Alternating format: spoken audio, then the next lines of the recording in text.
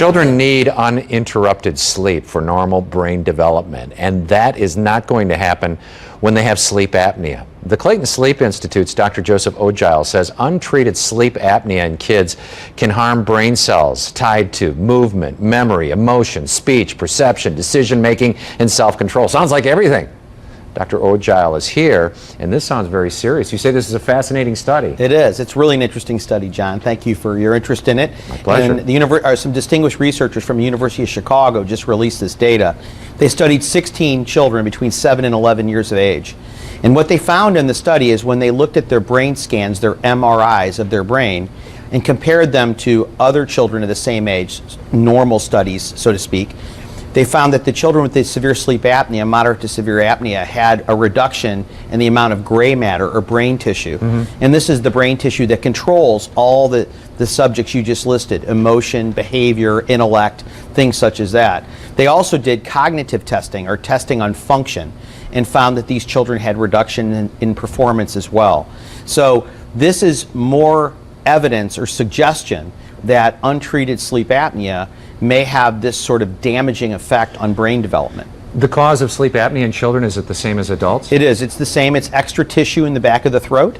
Young children especially have these issues where they'll have large tonsils and their throats are developing and much smaller.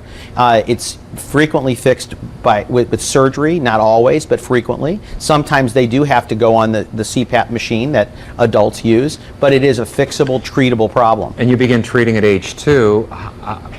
What is the treatment? Well, the treatment, many times in younger children, frequently surgery is more common because they have enlarged tonsils. They can be treated younger. We don't see people quite that young, but we have a great sleep community here in St. Louis with pediatric sleep doctors as well, and surgeons who treat young patients of all ages. So I would encourage people to be evaluated for this if their children snore. So what should parents be looking for? So just snoring in general? Snoring, bad behavior, both.